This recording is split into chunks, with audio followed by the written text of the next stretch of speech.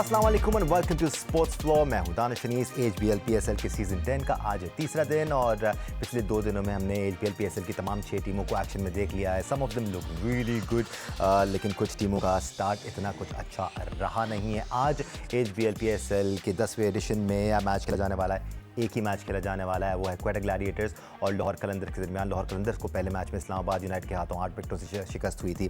कल क्वेटा ग्लैडिएटर्स ने अपना पहला मैच जीता। राइट, दिन करते ऐसा है कि आज के मैच पर हम थोड़ी देर में डिस्कशन पे आते हैं और अपने एक्सपर्ट्स को ऑन बोर्ड लेंगे। उससे पहले हम आपको कल के दोनों मैचेस का ओवरव्यू दे देते हैं। First up, the first match that was played yesterday was between Quetta Gladiators और पेशावर ज़ल्मी। क्वेटा ग्लैडिएटर्स ने इस मैच में अपनी डोमिनेंस दिखाई। Saud Shakeel and Finn Allen started the proceedings brilliantly. Saud Shakeel ने 42 गेंदों पर 59 रन बनाए। Finn Allen was even more aggressive, 25 गेंदों पर 53 रन बनाए। Hasan Nawaz followed up with 41 run of 32 balls और फिर माइकल ब्रेसवेल ने भी एक कैमियो खेला। जवाबी कार्रवाई में पेशावर ज़ल्मी की बैटिंग लाइनअप स्ट्रगल करती हुई नजर आई। ऊपर से मोहम्मद आबिद ने प्रेशर एक्सर्ट किया। Saim Ayub went on to make 50 run, लेकिन उसके साथ और कोई बल्लेबाज ज़्यादा देर तक का क्रीज पर रुककर डिफरेंस क्रिएट कर नहीं पाया। Hussain Talat and Mitchell Owen played decent innings of 31 and 35 run respectively. Abrar Ahmed did really well, 4 wickets हासिल किए उन्होंने क्वेटा ग्लैडिएटर्स के लिए। मोहम्मद आमिर के हिस्से में 2 और उस्मान तारिक का जो कि एक यूनिक स्पिनर है क्वेटा ग्लैडिएटर्स के, उन्होंने भी 2 विकेट्स हासिल की। एक्सपर्ट्स का तारुफ कराते हैं। एक्सपर्ट ओपिनियन के लिए आज हमारे साथ मौजूद हैं पाकिस्तान के साबिक कप्तान और टेस्ट क्रिकेटर राशिद लतीफ़, टेस्ट क्रिकेटर सिकंदर बख्त ने हमें ज्वाइन किया हुआ है, टेस्ट क्रिकेटर अहमद शहजाद हमारे साथ मौजूद हैं और टेस्ट क्रिकेटर फवाद आलम ने भी ज्वाइन किया हुआ है। Fawad, welcome to the show. हम आएंगे आपकी तरफ। राशिद भाई, कल जो पहला मैच खेला गया क्वेटा ग्लैडिएटर्स और पेशावर ज़ल्मी के दरमियान, अच्छी नज़र आ रही है क्वेटा ग्लैडिएटर्स। हम बात कर रहे थे पिछले दिनों कि कॉम्बिनेशन का गेम है, जिस टीम का कॉम्बिनेशन शुरू में अच्छा लग गया वो अच्छी नज़र आएगी।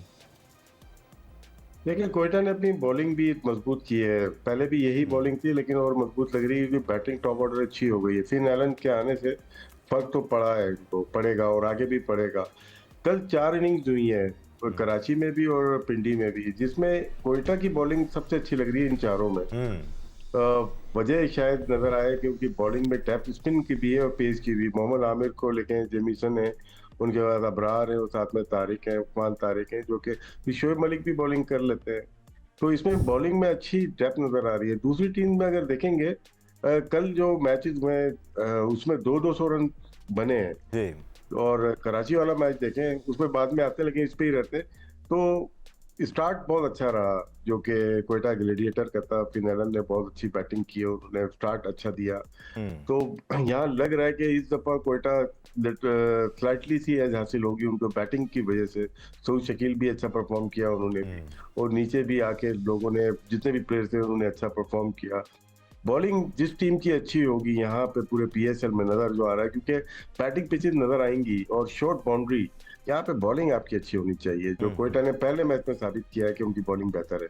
बॉलिंग तो अच्छी की ही है उन्होंने सिकू भाई, लेकिन साथ साथ जो बैटिंग में परफॉर्मेंस में नज़र आई हैं, जिस तरह सऊद शकील फ्रंट से लीड कर रहे हैं, इस बार चेंज किया है क्वेटा ग्लैडिएटर्स ने। उनके लिए आसान चेंज होगा नहीं, बड़ा चेंज था उनके लिए कि सरफराज अहमद को हटाकर सऊद शकील को एज अ कैप्टन ऊपर से खिलाया जाए। वो अग्रेसिव अंदाज में भी खेल रहे हैं। He played really well yesterday. कल का जो सबसे बड़ा मैच था वो तो लाहौर उसका मुल्तान और कराची का था, और कराची ने ज़बरदस्त किस्म की परफॉर्मेंस दी है। 236 रन करना इट्स नॉट अ जोक, और बहुत ही, जो मैं हमेशा कहता हूँ उस पर बाद में बात करेंगे, पहले हम पहले मैच पे बात कर लें जरा। अच्छा, पहले मैच पे बात, ओके, पहले मैच पे बात। जो मुझे सबसे ज़्यादा एक इशू ये नज़र आ रहा है कि जो लड़के पाकिस्तान की तरफ से ओपन कर रहे हैं वो यहाँ पे ओपन ही नहीं कर रहे, यानी कि उनके फ्रेंचाइज उनको ओपन ही नहीं करा रहे। नवाज़ पाकिस्तान की तरफ से ओपन करते हैं, हारिस वहाँ वो पाकिस्तान के लिए ओपन करते हैं, दोनों ओपन नहीं कर रहे।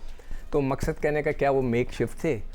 मतलब मैं तो ये पॉइंटर्स उठाता हूँ, ठीक है, राशिद ने सारा एक्सप्लेन कर दिया। अभी दूसरे 2 मेरे साथी हैं, और Fawad Alam, welcome ji, welcome to the show, हमारे साथ आप आ गए। तो साउथ को देखें, बहुत अच्छा खेल रहा था, लग रहा था कि वो ऐसे प्लेयर के तौर पर खेल रहे हैं, और मतलब मैं कहता हूँ स्ट्रीट क्रिकेटर्स नहीं है वो जो चलाते रहते हैं, प्रॉपर क्रिकेट खेल रहे हैं। साइम ने अपने उसमें का भी जिक्र करूँगा, वो भी बड़ा ज़बरदस्त खेले। आप उनके, मैंने शॉर्ट्स अपने क्लिप्स डाले हैं उसके अंदर, आई विश कि मैं दिखा सकता कि वो प्रॉपर क्रिकेट खेलते हैं, चौके मारते हैं, प्रॉपर क्रिकेट। ये नहीं कि हट के बस बल्ला चलाए जा रहे हैं, उसमें लग गई तो वाह वाह है जी जनाब, हार पहनाए जा रहे हैं उन्हें, बाकी कुछ नहीं। ऐसी क्रिकेटर्स कामयाब नहीं हो सकते। और उसमें इब्रार ने बड़ी अच्छी बॉलिंग की कल के मैच के अंदर। मलिक साहब को पता नहीं कब वो रिटायर होंगे, 19 रन दे दिए एक ओवर में। बॉलिंग तो कराते हैं मगर वो जिस तरह की बॉलिंग कराते हैं वो रन्स देंगे। एब्सोल्युटली अहमद, चूंकि हम कल के दोनों मैचेस को रिव्यू कर रहे हैं, अभी हम फिलहाल पहले मैच पे हैं, तो ज़रा क्विकली बैटिंग के साथ साथ बॉलिंग पर भी आ जाते हैं। कल हमने अली रज़ा को पहली बार एक्शन में देखा, कैसे लगे आपको इस लेवल पर? डोमेस्टिक में तो आप उनको काफ़ी फॉलो करते आ रहे हैं, आई एम श्योर फवाद ने भी उनको काफ़ी देखा होगा इन एक्शन, तो हम आप दोनों से ज़रूर उनके बारे में जानना चाहेंगे। But some impressive options in yesterday's matches. जी बिल्कुल, अपना पहला मैच इन्होंने मेरे अंदर ही खेला, जिससे अब्दुल्ला ने खेला, उलाकियों ने खेला इधर वापडा के अंदर। थोड़े से उस टाइम पे बहुत रॉ थे, मुझे लग रहा है एक साल के अंदर काफी काम हुए उन पे, और जो कल के मैच में उन्होंने बॉलिंग की है और तब बॉलिंग की है जब दूसरे बॉलर्स की पिटाई हो रही थी, उन्होंने करेज तो बिल्कुल शो की है, तो बिल्कुल एक पोटेंशियल नजर आई है उनके अंदर। और पाकिस्तान जैसी पिचेस के अंदर जहाँ पे आप देखिए कि वो प्लेयर्स जो बी सी डी साइड्स के अगेंस्ट भी आपको शातिर नातिर परफॉर्मेंस करते हुए नजर आते हैं। आप देखिए कि वहां पे वो 70, 80 और सेंचुरियां होने लग गई। इट शोज के कैलिबर कितना नीचे गया है बॉलिंग का। पिचेस अच्छी हो गई, बाउंड्रीज छोटी हो गई और बॉलिंग का कैलिबर नीचे चला गया, तो यहाँ स्कोर तो बनेंगे ही बनेंगे। यहाँ पे वो टीमें अब ज्यादा जीतेंगी जो बॉलिंग अच्छी करके स्कोर्स को जितना कम से कम जो है ना वो रखेंगी। अब जिस तरह आप देखिए सऊद शकील बहुत जबरदस्त खेले फिल एलन के साथ, बड़ा जबरदस्त स्टार्ट दिया उन्होंने पावर प्ले के अंदर, लेकिन जैसे ही फिल एलन आउट हुए और पावर प्ले खत्म हुआ, वो 7 ओवर से लेके 12 ओवर्स तक जो क्वेटा ग्लैडिएटर्स का स्कोर था वो आइडियल नहीं चला, लेकिन फिर भी they end up scoring 220। It shows के यहाँ पे तो स्कोर होने ही होने हैं, मिठाई हैं और हलवे और मौजें हैं और इसमें स्कोरों की बारिश है। हाँ, वो टीमें जो है ये मैचेस जीतेंगी यहाँ ज्यादातर जो अच्छी बॉलिंग करके ऑपोजिशन को रिस्ट्रिक्ट करें। बड़ा किरदार था माइकल ब्रेसवेल के उस कैमियो का भी, जिसकी वजह से वो एक एक्स्ट्रा पुश मिला क्वेटा ग्लैडिएटर्स को, took them over 200। Fawad, overall हम कल के इस मैच को डिस्कस कर रहे हैं क्योंकि क्वेटा ग्लैडिएटर जीता। ज़्यादातर हम जो नाम डिस्कस कर रहे हैं वो क्वेटा ग्लैडिएटर्स के ही हैं, बट कल अली रज़ा और मोहम्मद अली का एक डायरेक्ट कंपैरिजन हमें नज़र आया। दोनों एक ही टीम से खेल रहे थे, एक ही वक्त पे बॉल कर रहे थे और काफ़ी अच्छा कंट्रोल किया अली रज़ा ने उस वक्त, जहां उनको लगा कि रन्स पड़ रहे हैं, अपनी लाइन को मैनेज किया, वेरिएशंस दिखाते रहे। आपको लगा अच्छे ऑप्शन है ये पाकिस्तान के लिए for the future? Thank you so much मुझे वेलकम करने का। और बाकी जहाँ तक कल के मैच की बात है, अली रज़ा की बात की आपने, डेजी की बात की, आई थिंक देखें जो ये लोग डोमेस्टिक खेल रहे थे ज़्यादातर 4 डे खेले मैचेस, जैसे अहमद ने भी कहा कि काम किया, तो ज़्यादा 4 डे में आप जब बॉलिंग करते हो तो आपको सीखने के लिए बहुत मिलता है। बट 4 डे में जो है वो ड्यूक का बॉल लगा हुआ था, ये कोकोबुरा से मैच हो रहा है, तो डिफरेंस बहुत ज्यादा होगा बॉलर्स के लिए, इतना आसान नहीं होगा। तो उन्होंने इस लेवल पे आके, जैसे उनका पहला मैच था PSL का, इस लेवल पे आके उन्होंने, और जहां पर आपको सामने इतनी बड़ी टीम हो और उन्होंने जबरदस्त बॉलिंग की है। और अभी स्टार्ट है, आई थिंक बहुत जल्दी होता है कि हम एक मैच या 2 मैच, जैसे हम क्वेटा को भी कह रहे हैं कि उन्होंने 200 रन किए, 218 किए, फॉल्ट बड़े बड़े हैं क्योंकि सऊद शकील ने 40 बॉलों पे किया है, ठीक है ना। तो और उधर ही सेंचुरी अगर आप देखें कल 43 बॉल्स पे भी हुई हैं, 50 बॉलों पे भी 100 हुआ है, तो आई थिंक कितना देखें मार्जिन आ रहा है रनों का। तो आई थिंक अभी जिस तरह जैसे हम कह रहे हैं कि विकेट्स बहुत अच्छे हैं, विकेट सिर्फ पिंडी की बहुत अच्छी होती है, कराची बहुत अच्छी मतलब विकेट रही कल की। और फिर अभी जो आगे जिस तरह मैचेस जाएंगे तो विकेट स्लो होते जाते हैं और रन्स कम होते जाते हैं और बॉलर का पल्ला भी भारी होता जाता है। सो होपफुली ये है कि अभी स्टार्ट है और आगे चल के मैचेस में बहुत डिफरेंस नजर आएगा। और ये जो यंगस्टर हैं जो अभी खेल रहे हैं, जिनके डेब्यूज हैं, होपफुली वो अच्छा परफॉर्म करें ताकि आगे फ्यूचर के लिए पाकिस्तान के लिए अच्छा हो। मैं एक चीज़ कहना चाहता हूँ, अली रज़ा की आप बात कर रहे थे, मैंने एक्चुअली इसका पॉइंटर लिखा हुआ है। उनकी एक गलती मैंने पकड़ी है, ही इज़ अ यंगस्टर, उनको प्लीज़ मोहम्मद अली के साथ कंपेयर ना करें, आधी उम्र है दोनों की, ठीक है, बिल्कुल आधी उम्र है, बच्चा है, इसको सपोर्ट करना चाहिए, इसके पास स्पेस है, 140 तक जाता है, which is a very good thing. और भी नया बच्चा है, बिल्कुल मासूम, जो गलती वो कर रहा है, अगर आप लोग उसकी क्लिप उठा के देखें, मैंने निकाल के तस्वीर खींच के रखी हुई है, जब वो बॉल करने आता है, हम जब बॉलिंग करते थे सीखते थे, हमसे कहा जाता है क्लोज टू द स्टंप्स जाएं, when you come close to the stump आपकी लाइन अच्छी बन जाती है और फिर गेंद बाहर में निकलता है। आप उनकी क्लिप उठा के देखें, वो गिर रहे हैं, वो आते हैं बॉल करते हुए और फिर आके गिर जाते हैं इस तरह, और फिर वो गेंद कर रहे हैं, जिसकी वजह से उनकी लाइन, अगर उनके जो भी कोचेज उनके साथ हैं, जो भी उनके डेटा एक्सपर्ट्स हैं, जो वीडियो एनालिस्ट हैं, उनको चाहिए उनको वो दिखाएं और कोई उनको सही करे कि वो भागते हुए हैं और क्लोज टू द स्टंप गेंद जब वो करेंगे तो उनकी जो बॉडी बाहर की तरफ मूव होगी तो गेंद भी बाहर निकलेगा। एक गलती मैं भी कर रहा था, I like to apologise for it. Rilee Rossouw का कैमियो था, माइकल ब्रेसवेल ने तो मुल्तान सुल्तान के लिए कैमियो खेला था, so I like to apologise for that, my bad. Rashid भाई दूसरे मैच में भी आ जाते हैं। कल जो दूसरा मैच खेला गया, it was a proper nail biter Rashid भाई, बड़ा ही जबरदस्त मैच हुआ। We all couldn't help ourselves, हम पहले मैच की बात करते करते दूसरे मैच की बात कर रहे थे बिकॉज बड़ा तगड़ा मैच हुआ ये। मोहम्मद रिजवान ने पहले खेलते हुए 105 रन की इनिंग्स खेली, ही वाज रियली एग्रेसिव, 63 गेंदों का सामना किया। And here we have Michael Bracewell who scored 44 off the 17 deliveries. Kamran Ghulam pitched in as well with 36 runs. साथ साथ खुशदिल शाह ने एक विकेट हासिल की 33 रन के, वज़ा हसन अली ने एक विकेट हासिल की, अब्बास आफरीदी ने एक विकेट हासिल की। Not too much talk about as far as Karachi's bowling is concern, but फिर कराची के बैटर्स आए और क्या इनिंग्स थी जेम्स विंस की। जब वो बैटिंग करने आए हैं, प्रेशर लगा हुआ था, 3 विकेटें गिरी हुई थी, उसके बाद उन्होंने अग्रेशन का मुजाहरा किया। तारीफ बनती है यहाँ पर खुशदिल शाह की भी, जिन्होंने भरपूर साथ दिया जेम्स विंस का और 37 गेंदों पर 60 रन बनाए। साइफर्ट जिनकी तरफ हम सब देख रहे थे 32 रन बनाकर आउट हुए। Akif Javed did quite well, gave away 41 run, 3 wickets भी हासिल की। उसामा मीर ने एक विकेट हासिल की 30 रन के एवज, और फिर माइकल ब्रेसवेल ने एक विकेट के साथ पिच इन भी किया। दोनों ही टीमें अच्छी लग रही हैं राशिद भाई ये, और दोनों ही टीमें तगड़ी नज़र आई हैं पिछले 2-3 सालों में। दोनों की मुल्तान की बॉलिंग बहुत वीक लगी है इस मैच में, और जैसे फवाद ने कहा शुरू के मैचेस हैं, बात दुरुस्त से आगे जाके चेंजेस होगी। अगर बॉलिंग का मवाजना करेंगे आप दोनों टीम की, मुझे बॉलिंग स्ट्रांग नहीं लगी, जिसकी वजह से 230 रन बने हैं वहाँ पे। 4 आउट करने के बाद चेज हुए हैं, तो इसका मतलब है कि नीचे बॉलर्स कौन थे? आकिफ जावेद से बॉलिंग की, शाहिद अजीज से बॉलिंग की, उसामा ने बेहतर बॉलिंग की, विकेट्स ज्यादा ले नहीं सके, उन्होंने अरफात मिन्हाज को शायद एक आउट किया। विकेट लेने वाला टाइम था वो। अगर हम देखें मुल्तान की बैटिंग लाइनअप 4 में देखते हैं तो उसमें कामरान गुलाम भी हैं और मोहम्मद रिजवान भी हैं, और साथ में एक और जो गए हैं।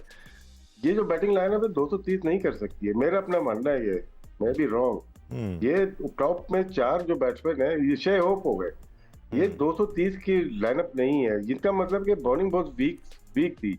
हाँ, कराची की अगर बैटिंग देखते हैं टॉप 3 ये 250 भी चेज कर सकते हैं, क्योंकि स्टार्ट जब लिए कराची ने 3 ओवर में 42 थे, 6 ओवर में 75 थे, उसके बाद 10 में 120 थे, विकेट 4 गिर गई थी इनकी। ये गलती हुई उनसे, मैं किसी प्लेयर के अगेंस्ट नहीं हूँ, लेकिन शान मसूद को रिव्यू नहीं लेना चाहिए था मोहम्मद रिजवान को, मैं होता कभी भी नहीं लेता। ये प्रेजेंस ऑफ माइंड होता है, आपको करना क्या है, वो थोड़ा सा टाइम लेता है। प्लेयर अच्छा है ये नहीं बोल रहा, लेकिन 2-3 ओवर लेता तो मैच से बाहर होते चले जाते।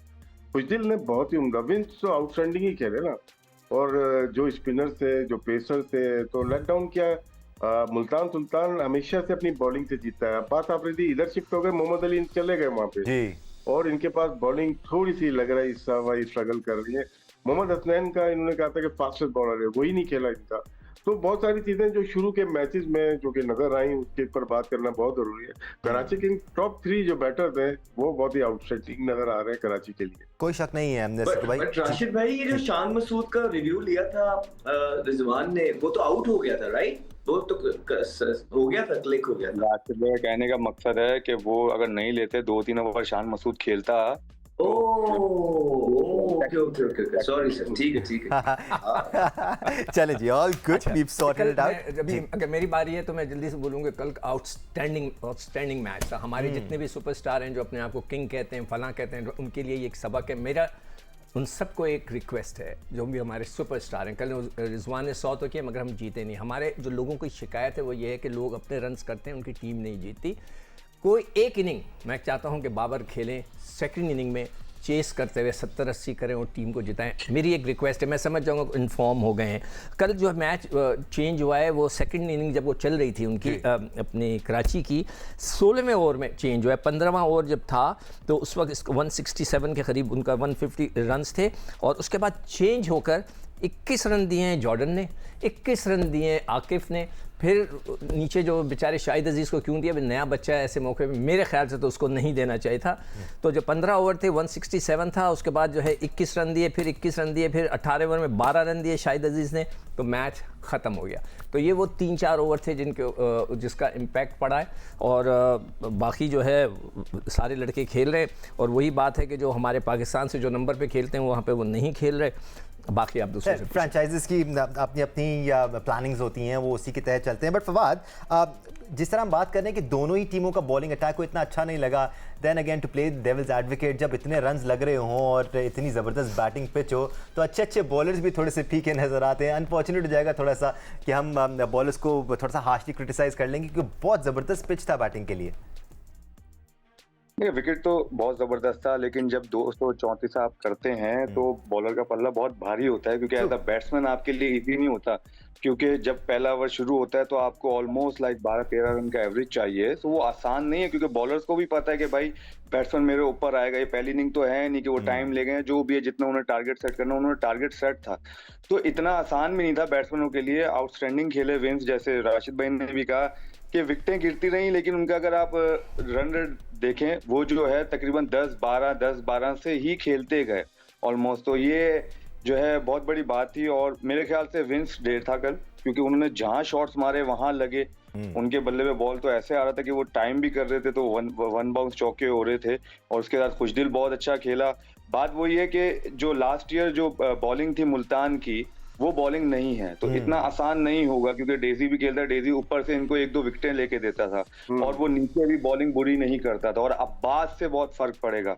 अब्बास जो है दैट ओवर में इनको रन्स नहीं देते थे और विकेट्स भी लेके देते थे जो सेट होते थे। तो आई थिंक ये छोटी छोटी चीजों में मुल्तान को स्ट्रगल होगी आगे चल के, लेकिन बट मुल्तान एक ऐसी टीम है हमेशा से जो है ना अंडरडॉग्स रहे कि वो इसी तरह, जैसे अब्बास भी आए थे पहले, उसको भी कहते थे कि ये कैसे करेंगे, मोहम्मद अली डेजी भी खेले थे तो कैसे करेंगे। तो मुल्तान हमेशा जब आगे मैचेस जाते तो वही बॉलर परफॉर्म करते हैं। तो अभी होपफुली यही है कि मुल्तान जैसे खेले, उनकी लक अच्छी है, वो आगे आगे जिस तरह जाएंगे तो वो इम्प्रूव करते रहेंगे। तो होपफुली उनके जो बॉलिंग है और अच्छी नजर आएगी हमें आगे। Absolutely, it's about finding the right combination, finding the rhythm. Still early days in the 10th edition of Pakistan Super League, और जैसे जैसे दिन गुजरते जाएंगे वो कॉम्बिनेशन भी फाइनलाइज होते जाएंगे। हम एक ब्रेक की तरफ जाएंगे, ब्रेक से हम वापस आएंगे तो उसके बाद हम आज के मैच पे बात करेंगे। It's Quetta Gladiators versus Lahore Qalandars. एक टीम जीती हुई है, एक टीम हारी हुई है। Can Lahore Qalandars back their first win against a very good looking Quetta Gladiators? We'll find out after the break. Welcome back once again to Sports Flow HBL PSL Special. अब वक्त हुआ चाहता है आज के मैच में बात करने का। आज मैच खेला जाने वाला है क्वेटा ग्लैडिएटर्स और लाहौर कलंदर्स के दरमियान। क्वेटा ग्लैडिएटर्स ने एक फतह हासिल कर ली है। Lahore Qalandars still looking for their first win. We'll start this session with Ahmed Shehzad. Ahmed, since Lahore is looking for a win right now, क्या बेहतरी ला सकती है लाहौर की टीम? क्योंकि ये वो टीम है जिसमें जब सब सही चल रहा होता है तो सब बिल्कुल सही चल रहा होता है, लेकिन जब बैलेंस सेट नहीं हो रहा होता या कॉम्बिनेशन सेट नहीं हो रहा तो इस टीम को हमने बहुत स्ट्रगल करते हुए भी देखा है। जी, थोड़ी सी लाइक अच्छा खेलते हैं तो बहुत ही अच्छा खेल जाते हैं, अच्छा नहीं खेलते तो बिल्कुल ही मीडियोकर क्रिकेट खेलते हैं, जिस तरह पहले ही मैच के अंदर खेली। मुझे लगा कि स्विच ऑन नहीं थे।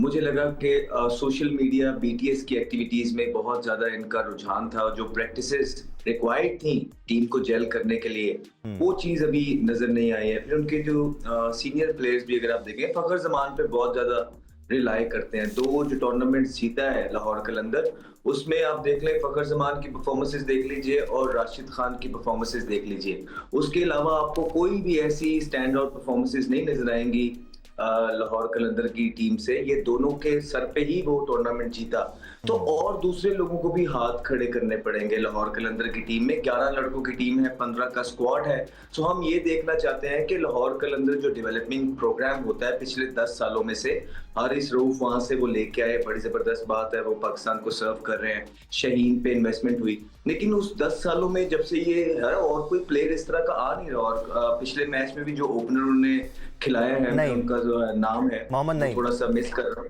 मोहम्मद नहीं, बिल्कुल भी वो लगे ही नहीं कि वो रेडी हैं। देखिए, जब आप अपने प्रोग्राम से लोगों को लेके आते हैं, एटलीस्ट उनको रेडी करके लेके आए इतने बड़े प्लेटफॉर्म के अंदर। अदरवाइज होता ही है कि पाकिस्तान का जो डोमेस्टिक का परफॉर्मर है, जिन्होंने 4-डे क्रिकेट में परफॉर्मेंस की होती है, तगड़ा खाया होता है, उसकी जगह आप किसी को लेके आ रहे होते हैं तो फिर आप पे बड़े आई बॉल्स होते हैं। और कल की जिस तरह की परफॉर्मेंस थी लाहौर कलंदर से, लाहौरी खासे नाराज है उनसे एक बार फिर।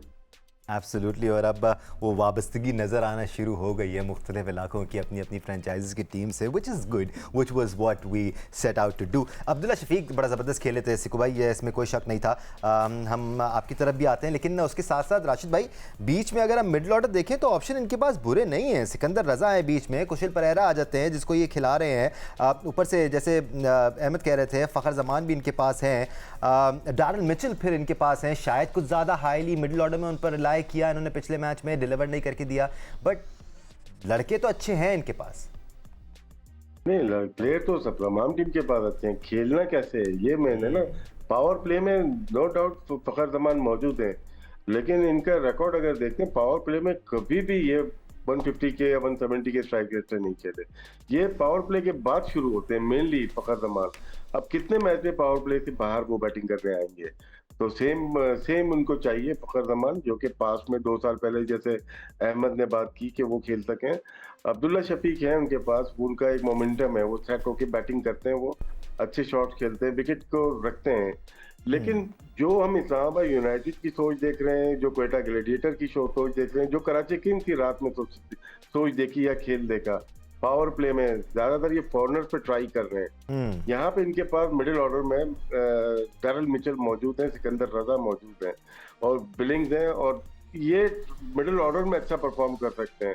लेकिन पाकिस्तानी सरफेस पे, पिचेस पे पावर प्ले को यूटिलाइज करना बहुत जरूरी है। लाहौर कलंदर यहाँ पे शायद थोड़ा सा लग रहा है मुझे मिस्टेक हुई है उनसे कि पावर प्ले में एक ऐसा हिटर चाहिए था फॉरनर जो कि टोन सेट करे। फखर जमान वेरी गुड प्लेयर, जो कि 10-12 ओवर खेलता है तो वो मैच को साइड पे कर देता है, लेकिन 6 ओवर में वो कभी भी मैच को साइड पे नहीं करते। एब्सोल्युटली। लाहौर कलंदर्स की अगर हम बात करें तो क्या बॉलिंग डिपार्टमेंट को मजीद बेहतर करने की जरूरत है, क्योंकि पाकिस्तान टीम की तरह क्वेटा ग्लैडिएटर्स के लिए भी मसला ये है सिकू भाई कि अगर शाहिन अफरीदी ऊपर से पावर प्ले में इनको विकेट नहीं दिला के देते हैं तो ऐसा लगता है प्रेशर आ गया है इनके ऊपर, और फिर इनकी बॉलिंग लाइनअप स्ट्रगल करती है थोड़ा सा विकेट लेने में।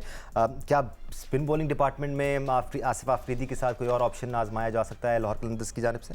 या तो Asif Afridi with due respect, मैंने कल भी कहा था कि 38 ईयर्स ओल्ड, पाकिस्तानी 38 है, तो अब आप 2-4 ऊपर नीचे कर लें। बॉलिंग अच्छी की थी लेकिन ठीक है, मगर ये कि मुझे नहीं लगता कि वो ज़्यादा लंबा होल्ड कर सकेंगे। जो उनको प्रॉब्लम हो रही है ना, पिछले साल का जो रिकॉर्ड मेरे पास है उसमें अब्दुल्ला ने सिर्फ 5 मैच खेले थे, 159 किए थे। फरहान जो थे अब इनके पास नहीं है, जहादात बिल्कुल नहीं इम्प्रेसिव हो रहे हैं। जमान ने बस 9 मैचों में 11 आउट किए थे। तो अब इनकी जो बॉलिंग है ना वो मुझे भी समझ में नहीं, हारिस रऊफ पे बहुत ज़्यादा डिपेंड कर रहे हैं। अब वो पिछले साल तो राशिद भी नहीं खेला था इनकी तरफ से, तो सिकंदर रज़ा वो भी पिछली दफ़ा नहीं खेले थे, इस दफ़ा भी वो मतलब ठीक है, वो आउट रन थ्रू नहीं कर सकते। जहादात में वो मुझे बात फ़िलहाल नज़र नहीं आ रही कि वो रन थ्रू कर दे। वो डिपेंड करेंगे हाईली शाहीन पे और हारिस रऊफ पे। तो जहादात का जैसे मैंने कहा ना, मुझे नहीं उनकी बॉलिंग में वो स्पार्क नज़र आ रहा है। हारिस जो है वो प्रूव्ड है, वो हमेशा करते रहे हैं तो वो कर सकते हैं, वो अपने रिदम लेकर आ सकते हैं।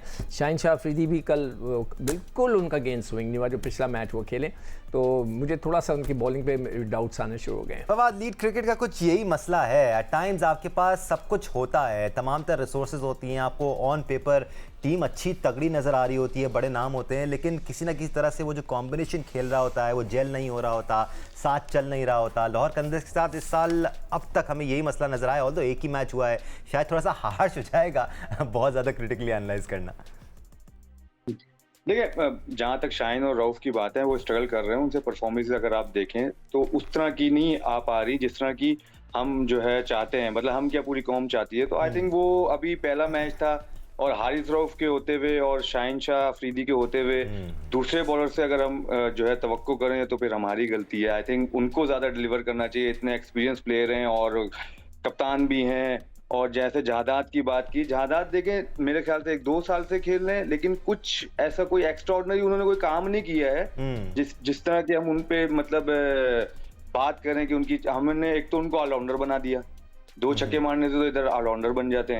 हैं, ठीक है। तो ऑलराउंडर की एक अलग कैटेगरी होती है, जैसे अब्दुल रजाक थे, अजहर महमूद थे, वो कैटेगरी ही अलग है जी। वो ऐसे 2 छक्के मारने वाले ऑलराउंडर नहीं बन सकते। अब जैसे जादाद है, बॉलिंग का फर्क है, बॉलिंग होना बहुत जरूरी है उनके साथ। शाहीन रऊफ, ये जादाद हो गए, जमान हो गए, उनकी बॉलिंग बुरी नहीं है, बॉलिंग अच्छी है, बट वो क्लिक कब करते हैं वो डिपेंड करता है। और ये लोग ऐसे प्लेयर हैं, इतनी क्रिकेट इन्होंने खेली हुई, इतने एक्सपीरियंस प्लेयर हैं ये लोग, कि ये अपने आप को जल्द से जल्द उस मोमेंटम में लेके आएंगे, कॉम्बिनेशन बनाएंगे। जैसे मिडिल ऑर्डर में आपने बात की, मैंने मिचेल को ऐसा शॉट मारते हुए नहीं देखा जिस तरह वो कल आउट हुए। मैंने कभी ऐसे नहीं देखा। वो इंडिया में भी खेले हैं, हर जगह जाके स्पिन विकेटों पे खेले और जबरदस्त रन किए हैं। वो तो स्पिनर को सिर्फ सीधा मारते हैं हिट, उन्होंने हट के और जिस तरह का शॉट मारा, आई डोंट थिंक सो कि मतलब उससे तवक्को नहीं है ऐसी। और जहां तक सिकंदर रजा है, कुशल परेरा है, जैसे राशिद भाई ने एक बात की पावर प्ले, अगर चाहें तो कलंदर्स अभी भी कुशल परेरा से जो है ओपन करा सकते हैं फखर जमान के साथ, अगर आपने पावर प्ले यूटिलाइज करना है। बिल्कुल, आप किसी को भी डाल दे मिडिल ऑर्डर में। तो आई थिंक ये छोटी छोटी चीजें हैं जो लैग कर रही हैं। होपफुली वो बैठेंगे, जाहिर है इतना थिंक टैंक है उन लोगों का भी और फ्रेंचाइज है बड़ी, तो होपफुली इस चीज को देखते हुए वो कुछ ना कुछ चेंज तो करेंगे। जिस अग्रेशन की हम बात कर रहे हैं राशिद भाई, जो पावर प्ले में दिखाया जाना है वो हमने क्वेटा ग्लैडिएटर्स में देखा। उसकी बड़ी वजह आपको स्ट्राइक रेट्स की मदद से भी दिखाते हैं। And I'd like your expert opinion on it. Finn Allen 170.28 और उसके साथ साथ फिर सऊद शकील भी हैं जो 141.48 के स्ट्राइक रेट से खेलते हैं और पिछले मैच में भी तेज़ खेले। यही वजह है कि उनको अच्छा आगाज़ मिल रहा है और फिर मिडिल ऑर्डर में भी सपोर्टिंग रोल्स नज़र आ रहे हैं। जी, इनके पास फिन एलन देखें, अगर 10 में से 3 मैच भी अगर अच्छे खेल जाते हैं विनिंग वाले तो पॉइंट्स तो मिल गए ना इनको। उसके बाद मार्क चैपमैन है, हर एक का अपना एक रोल होता है। सऊद शकील है, नाफे, वैसे भी उम्मीदें इनके पास मौजूद हैं। बैटिंग इनकी फिर रायली रोसो जैसा बैटर, मिडिल में आपके पास एक लेफ्ट हैंडर वो भी गेम को फिनिश करता हो। तो रायली रोसो का लास्ट सीजन अच्छा नहीं गया लेकिन वो बेहतर एक प्लेयर मौजूद है। जहाँ तक लाहौर कलंदर की बॉलिंग की जो बात हुई है ना, देखें 9वां सीजन है शाहीन शाह अफरीदी का और 8वां सीजन है हारिस रऊफ का। लास्ट 2 ईयर से इंटरनेशनल में और पीएसएल की परफॉर्मेंस आप उठा के देख लें, नीचे आई है। जो हारिस रऊफ 7.5 से वो डेथ ओवर किया करते थे वो तकरीबन 10 तक जा चुकी है। सेम चीज इनकी भी है, शाहीन की भी है। तो जब भी आप न्यू ब्लड लेके आते हैं कि कभी कभार रिप्लेसमेंट कर देंगे, क्योंकि ये कोई मैच मिस नहीं करते और नया जो आता है वो जरा ऑर्डिनरी से थोड़ा सा बेहतर होता है जिस तरह से खेले, और वो वहीं पे स्टिक करके रह गए बॉलर। तो ये सिर्फ फ्रेंचाइज की बात नहीं कर रहा, पूरे पाकिस्तान डोमेस्टिक में भी देख लें, फ्रेंचाइज के बॉलर भी देख लें, सेकंड टियर जो है ना वो बहुत अच्छी नजर नहीं आ रही। इसलिए हमारी क्रिकेट थोड़ा सा नीचे गई है। इस फ्रेंचाइज क्रिकेट में हमें बहुत कुछ नजर आ जाएगा। जो बिलीव नहीं करते हैं हमारी बातों पे वो भी शायद बिलीव करना शुरू कर देंगे। एब्सोल्युटली। हम साथ साथ राशिद भाई, जैसे कि आप तबादला ख्याल कर रहे थे, हारिस रऊफ की इकॉनमी रेट की बात कर रहे थे, वो 8.45 हो गई। अगेन ये वो फिगर्स हैं जो T20 इंटरनेशनल में 2023 से ऑनवर्ड्स हैं। इसमें एक चीज देखिएगा, लास्ट 2 इयर्स की निकालेंगे ना, ये तो पूरे इनके करियर की नहीं, सिंस 2023 राशिद भाई। ठीक है, फिर ठीक है। ये तकरीबन ये 7.50 थी इनकी 7 के फिनिश के ऊपर। एक चीज कह अब जाके इंक्रीज हो गई है, इसका मतलब है इनको ज्यादा मार लगना शुरू हो गई है। राइट राशिद भाई, we'll have to take a break here. Break के बाद हम मजीद इस पर डिस्कशन करेंगे, हमारे साथ रहेगा। Welcome back once again to sports flow. Break में जाने से पहले हम लाहौर कलंदर्स को डिस्कस कर रहे थे, अब क्वेटा ग्लैडिएटर्स को जरा ब्रीफली डिस्कस कर लेते हैं। सिकू भाई, जब एक टीम उस तरह खेलती है जिस तरह क्वेटा ग्लैडिएटर्स अपना पहला मैच खेला, तो आप शायद फिर एक्सेप्ट करते हैं कि हाँ जी सब सही है टीम में और ये बेहतर खेलेंगे इस साल। देखो अभी नहीं, 1-2 मैचेस खेलने दो, 1-2 मैचेस के बाद जो है आसार तो अच्छे नजर आ रहे हैं। नहीं, आसार शुरू में अच्छे ना, बाद में खराब हो सकते हैं। ये भी लंबी सी है, मतलब 10 मैचेस खेलने हैं, कुछ नहीं पता कहाँ से कहाँ कोई कुछ किधर कर जाए। और जो अभी राशिद ने बात की ना कि हमें जो नए लड़के मिलने हैं या ढूंढने हैं वो इस PSL में हम ढूंढेंगे। यार आप मुझे राशिद बताओ कि पाकिस्तानी लड़के, मैं फॉरेनर्स की नहीं बात कर, जो 38 के हों, 42 के हों, जिनका कोई काम नहीं है, जो फिट नहीं है, वो खेल रहे हों, उनको खिलाया जा रहा है, तो ये तो क्रिकेट बोर्ड का फॉल्ट है ना, कि क्रिकेट बोर्ड को पता होना चाहिए कि PSL से हमने लड़के। इसमें देखो भाई बहस बन सकती है, क्योंकि ना मैं अगर मुझसे पूछेंगे लेफ्ट आर्म स्पिनर लेना है तो मैं 30+ लूंगा, मैं 2 दांत का नहीं लूंगा। हाँ ठीक, समझ गए, 4 दांत वाला तुम कह रहे हो। हाँ, अपनी मर्जी से मैं खेलूंगा उसको। जो यंग होता है अंडर 19 से बढ़ आता है ना, उसके फ्लाइट होती है ना, उसको पता होता है कि कहाँ पे गेम को लेके चल रहे हमारे हैं। राशिद नोमान अली एक मिनट, नोमान अली क्यों सक्सेसफुल रहा? उसको एक्सपीरियंस था। तो अगर ये हो गए 2-3 और बॉलर हैं जो कि बाद में एक्सेल करते हैं 30 के बाद, स्पिनर और बैट्समैन 30 के बाद फवाद खुद खेला है इतनी लंबी क्रिकेट। इसमें क्या है कि ये नहीं बनेंगे प्लेयर, लेकिन इसके साथ वाले खेलने वाले ना बहुत कुछ सीखते हैं, इसलिए एक आध दो प्लेयर हों अच्छे प्लेयर को कोई मजायका नहीं है सिक्कू भाई इसमें। नहीं देखो, उसमें क्या होता है कि जो पाकिस्तान के साथ प्रॉब्लम है, या तो वो उठा के ऐसे लड़के को ले आएंगे जिन्होंने, जैसे सुफियान मुकीम है, एक भी 4 रोजा मैच ही नहीं खेला, नो फर्स्ट क्लास मैच, उसको उठा के ले आए, उठा के तो वहां से ले आते हैं। ऐसा होना चाहिए ना, बैलेंस लेके चलो, जैसे तुम कह रहे हो। मैं अहमद और फवाद को भी इस डिस्कशन का हिस्सा बना लूँ। At the end of the day Ahmed और फवाद, आप दोनों ही अपनी राय का इज़हार कर लीजिएगा। ये फैसले पीसीबी के ही हैं। फ्रेंचाइजेस के पास एक दफ़ा जब ड्राफ्ट आ जाते हैं तो वो अपने हिसाब से टीम पिक करते हैं और वो जिसको चाहे वो खिला सकते हैं। उनका काम ये नहीं है कि उन्होंने टैलेंट बनाना है। अहमद जी फादी भाई बोलिए। अहमद भाई पहले आप बोले।